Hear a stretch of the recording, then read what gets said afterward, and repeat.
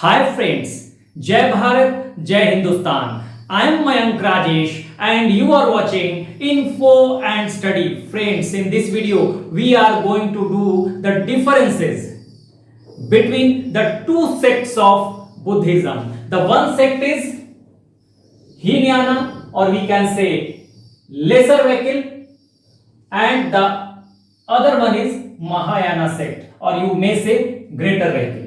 तो दोस्तों यहां पर हम बौद्ध धर्म के दो संप्रदायों के बीच भिन्नताएं देखेंगे इस वीडियो में। तो देखिए, पहले मैं आप लोगों को बता दूं कि चौथी बौद्ध संगीति जब हुई थी, ठीक है, जब चौथी बौद्ध संगीति होती है यानी फोर्थ बुद्धिस्ट काउंसिल, ठीक है, तो वहां पर बौद्ध धर्म जो है that is divided into the two sects, Hinayana and Mahayana, ठीक है। चौथी बौद्ध संगीति कहां होती है? बेसिकली चौथी बौद्ध संगीति जो होती है वो कश्मीर के कुंडल वन में होती है, ठीक है। और उस समय शासक कौन है? उस समय शासक हैं कुषाण वंश के, कुषाण वंश के कनिष्क। देखिए, इन बातों को आपको ध्यान रखना होगा, मैं डिटेल लेक्चर इस पे करा चुका हूं, ठीक है। सेक्ट्स ऑफ बुद्धिज्म के बारे में, स्प्लिट इन द बुद्धिज्म, इस पे एक डिटेल लेक्चर है, वहां पे सारी जानकारी आपको है, फिर भी मैं बता देता हूं, यहां लिख नहीं रहा हूं। देखिए, 4 बुद्धिस्ट काउंसिल हुए, ठीक है। पहला बुद्धिस्ट काउंसिल जो होता है वो राजगृह में होता है। बौद्ध संगीति एक तरह का कन्वेंशन है, एक बौद्धों की मीटिंग है, ठीक है ना। तो 4 हुई है। वैसे आपको अलग अलग किताबों में हो सकता है कि आपको और भी मिल जाए या नेट पे, लेकिन आपको 4 ही लेके चलना है for the examination point of view. तो पहली बौद्ध संगीति या फर्स्ट बुद्धिस्ट काउंसिल जो होता है वो होता है राजगृह, जो कि मगध की राजधानी थी। किसकी अध्यक्षता में होगी? ये होगी महाकश्यप की अध्यक्षता में। उस समय शासक कौन है? अजातशत्रु, ठीक है। तो ये पहली बौद्ध संगीति होती है जहां पर त्रिपिटक के 2 पार्ट की रचना की जाती है, सुत्त पिटक और विनय पिटक की, ठीक है।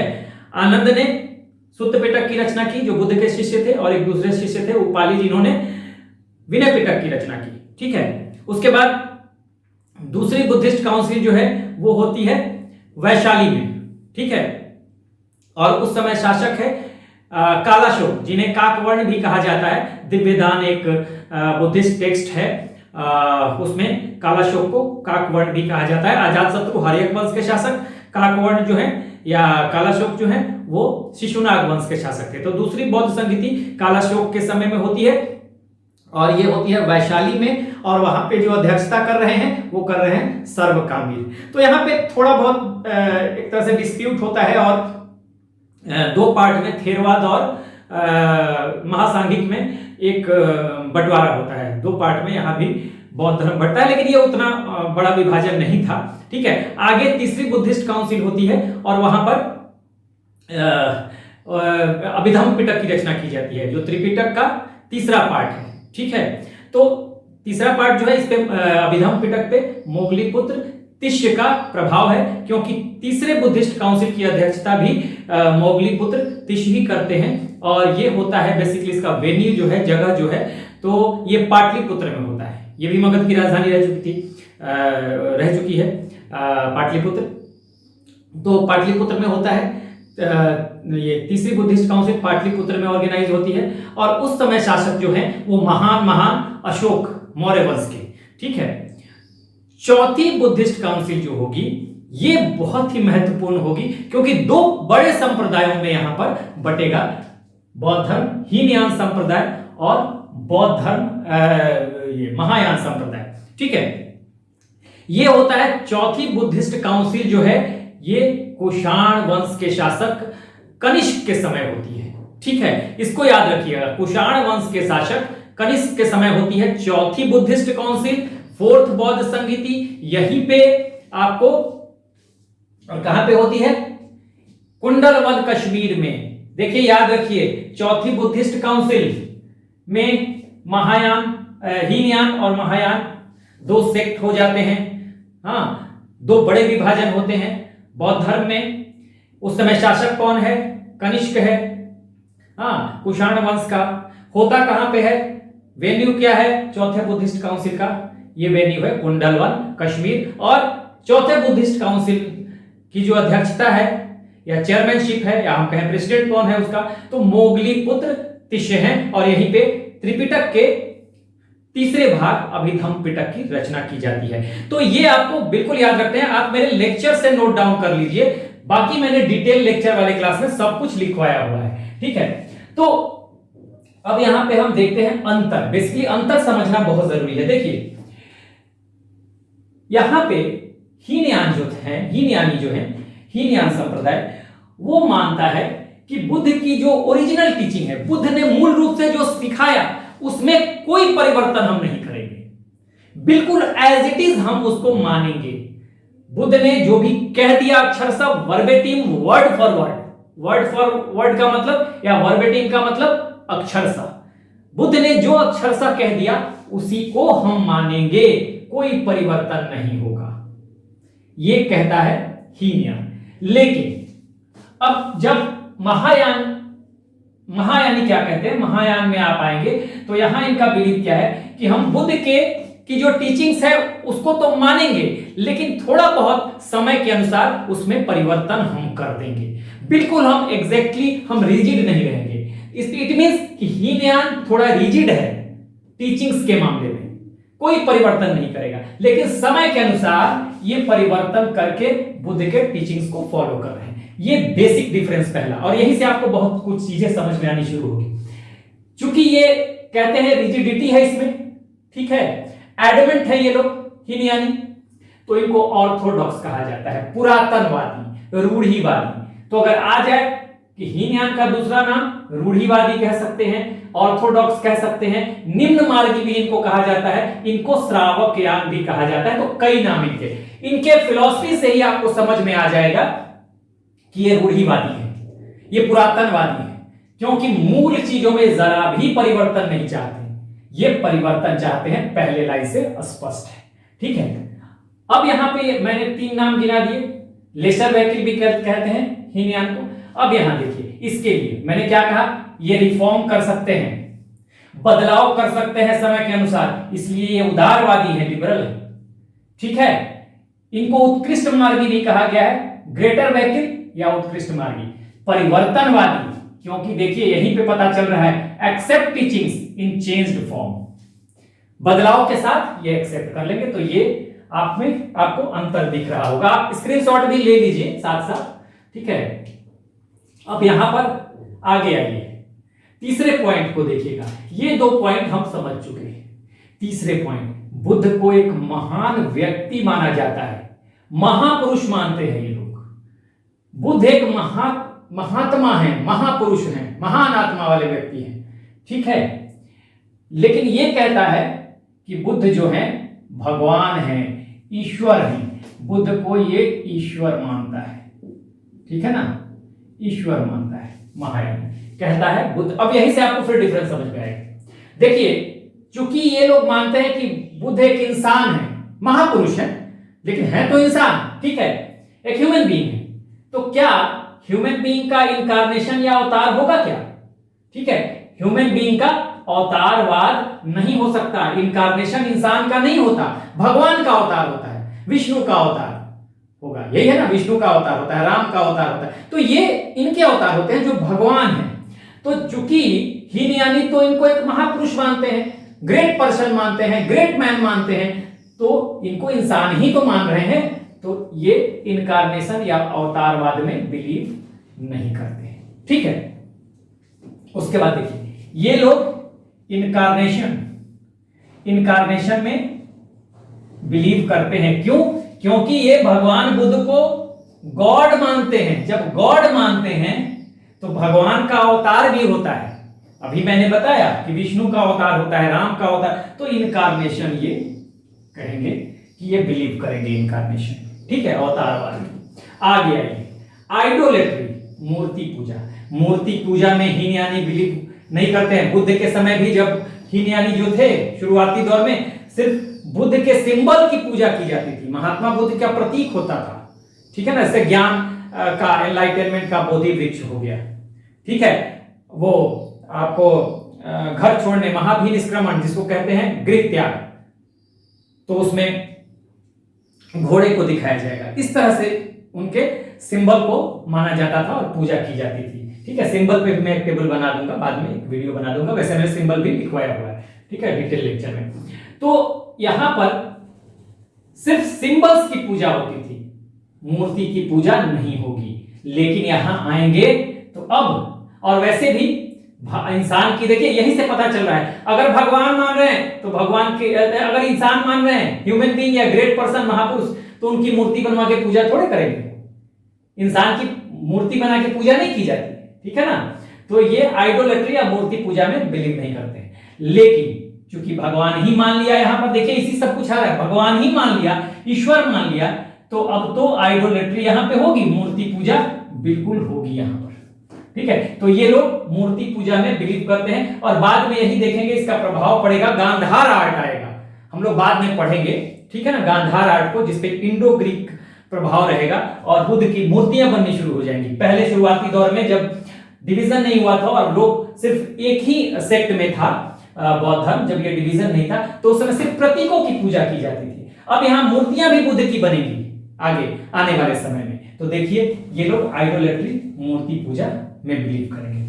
अब देखिए, बुद्ध ने अहिंसा पर चलने की बात कही थी, तो शाकाहारी भोजन को ही प्रेफरेंस दिया था। बुद्ध ने कहा था कि शाकाहारी भोग होना चाहिए लोगों को। लेकिन देखिए, मैंने कहा कि चौथी बुद्धिस्ट काउंसिल हुई थी किसके समय में? कुषाण वंश के शासक कनिष्क के समय में। और ये लोग फॉरेनर थे, इंडो ग्रीक थे, ओरिजिनली ये इंडियन नहीं थे, फॉरेनर थे, ये मांस मछली खाते थे। ठीक है ना, तो जब ये आए भारत में तो इंप्रेस तो हुए महात्मा बुद्ध के टीचिंग से, लेकिन हर चीज में ये बिल्कुल एग्जैक्टली उसको मान लेते संभव नहीं था, क्योंकि इनका खान पान अलग था, इनका सोच अलग था, इनका पहनावा, रहन सहन, बहुत सारी चीजों में भिन्नता होती है कल्चर में। हाँ, अगर आप बाहर से आते हैं, बाहर के देशों में, आज भी इंग्लैंड चले जाइए या अमेरिका चले जाइए, हमारे देश का खान पान, हमारे देश में ही अलग अलग स्टेट में खान पान, पहनावा सब कुछ अलग अलग है। ठीक है, तो इन्होंने कहा कि नहीं, हम मांस, नॉन वेजिटेरियन खाना, मांस खाएंगे हम, ठीक है, लेकिन हम बुद्ध के टीचिंग्स को भी मानेंगे। तो इसीलिए तो इनको परिवर्तनवादी कहा गया, इसीलिए इनको लिबरल कहा गया।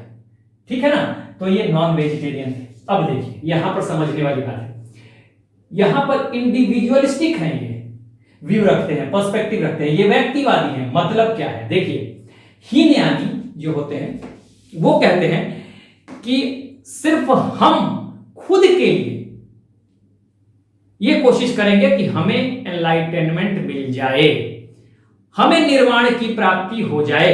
निर्वाण का मतलब ज्ञान होता है, जिसमें वो ज्ञान जिसमें आपके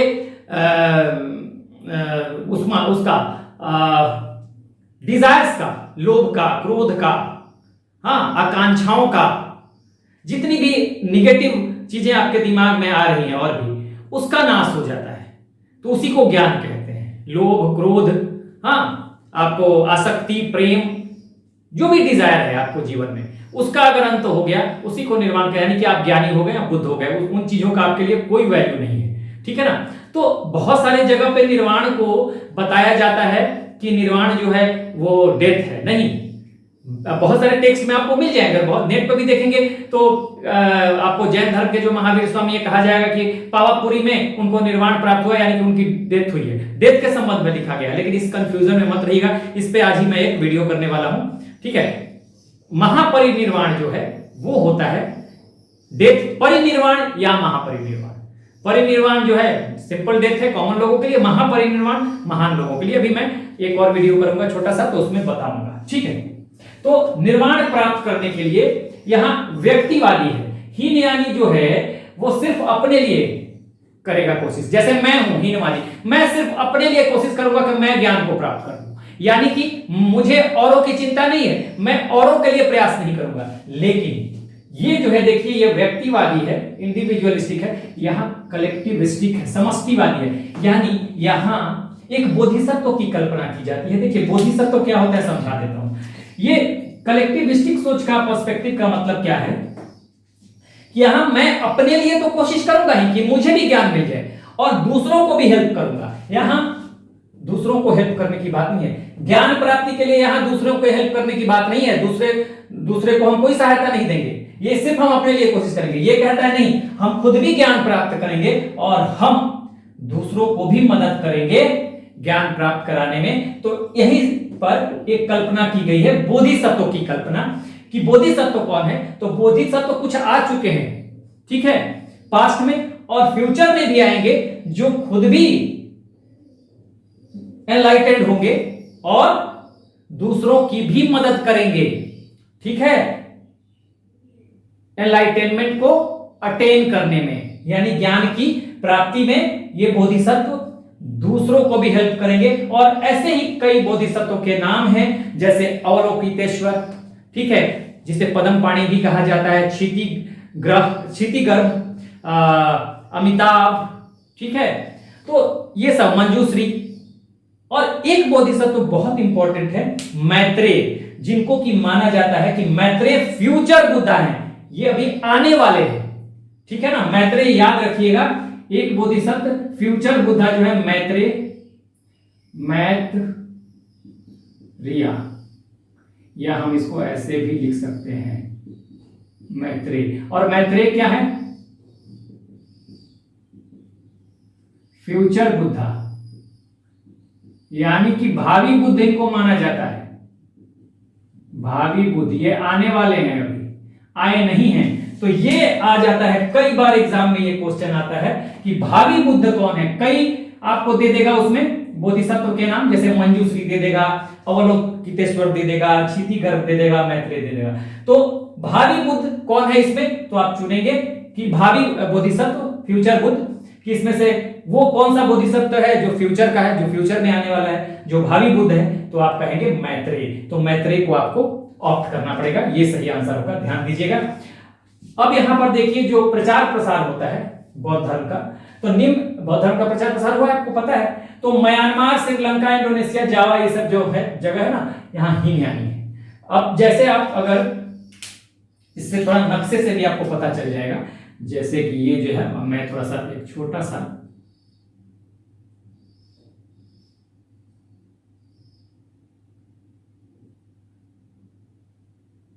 ठीक है,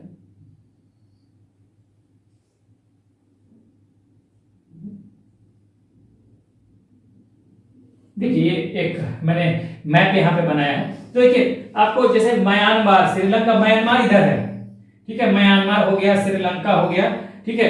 आपको इंडोनेशिया इधर हो जाएगा, इंडोनेशिया पूर्व की तरफ, जावा भी, जावा इंडोनेशिया सब एक ही है। इंडोनेशिया, जावा तो वहीं पे है, जावा इंडोनेशिया की राजधानी तो जकार्ता है, वैसे जावा भी वहीं पे है, तो ये सब आइलैंड है। तो इधर होगा, तो यानी इधर और इधर, ये आप देखिए ईस्ट की तरफ और साउथ की तरफ किसका प्रचार प्रसार है, मैप से भी आपको पता चल जाएगा। ये थोड़ा ईस्ट की तरफ, ठीक है, अगर हम कहें साउथ ईस्ट भी कह सकते हो इसको, आप इसको साउथ ईस्ट ही कह ले। और साउथ ईस्ट, साउथ और साउथ ईस्ट में ये है साउथ, देखिए इसका है साउथ, साउथ में और साउथ ईस्ट में, आप ऐसे कर सकते हैं। साउथ, ये साउथ है, नॉर्थ, साउथ, वेस्ट और ईस्ट होता है ना। तो देखिए इसका साउथ में और साउथ ईस्ट में, आपको मैप से आपको याद रखना पड़ेगा, याद रहेगा, कहीं आपको ऑप्शन में मिल जाए तो आप ऐसे कर सकते हैं। और देखिए तिब्बत किधर है, इधर है, चाइना इधर है, जापान इधर है, इधर जापान भी है, और कोरिया भी इधर ही है। तो आप देखेंगे तो इस तरफ करीब करीब नॉर्थ के तरफ ज्यादातर, ऐसा नहीं है कि बिल्कुल नहीं है, जापान भी इधर है, लेकिन आप करीब करीब नॉर्थ की तरफ ज्यादातर महायानी लोग हैं, नॉर्थ की तरफ, और ये साउथ और साउथ ईस्ट की तरफ अगर देखेंगे तो हीनयानी है। तो ये बेसिक डिफरेंस जो है ये मैंने आप लोगों को बताया है, ये जरूरी था समझना। तो इन चीजों को समझिएगा। यहाँ पर हमने एक बार फिर देख लीजिए, बुद्ध ओरिजिनल टीचिंग में बिलीव करते हैं, हाँ ये बदले हुए फॉर्म में, इसलिए इनको कहते हैं ऑर्थोडॉक्स निम्न मार्गी श्रावक, लेकिन ये चूंकि बदले हुए फॉर्म को स्वीकार करते हैं, समय के अनुसार चेंज को स्वीकार करते हैं, ये उदारवादी है, उत्कृष्ट मार्गी है, परिवर्तनवादी है, ठीक है। यहाँ महान पुरुष माना जाता है बुद्ध को, यहाँ भगवान मान लिया गया है। यहाँ पे अवतारवाद, यानी कि भगवान इंसान का अवतार नहीं होता, इसलिए अवतारवाद में बिलीव नहीं है। यहाँ भगवान का चूंकि अवतार होता है तो यानी इनकार्नेशन में बिलीव करते हैं लोग, ठीक है। उसी तरह से भगवान की मूर्ति बना के पूजा नहीं की जाती तो ये लोग मूर्ति पूजा में बिलीव नहीं करते। भगवान की मूर्ति बना के पूजा की जाती है तो ये लोग मूर्ति पूजा भी कर रहे हैं। ये वेजिटेरियन है, ये नॉन वेजिटेरियन है। यहाँ सिर्फ अपने लिए प्रयास होगा, एनलाइटनमेंट के लिए, अपने ज्ञान की प्राप्ति के लिए प्रयास होगा। यहाँ खुद के लिए भी होगा, दूसरों के लिए भी होगा, ठीक है। और ये प्रचार देख ही लिया आपने, म्यांमार, श्रीलंका, इंडोनेशिया, जावा, इधर इधर तिब्बत, चाइना, जापान और कोरिया में आपको महायानी मिलेंगे और इधर आपको हीनयानी मिलेंगे। म्यांमार, चाइना, म्यांमार जो कि पहले पुराना बर्मा था, आज पहले इसका नाम बर्मा था, आज म्यांमार हो गया, इंडोनेशिया और जावा। तो इस तरह से हमने पूरा का पूरा अच्छे से डिटेल में हमने डिफरेंस देखा हीनयान और महायान संप्रदायों में। So this is the end of the video. Do like, share and subscribe. Take care, keep smiling.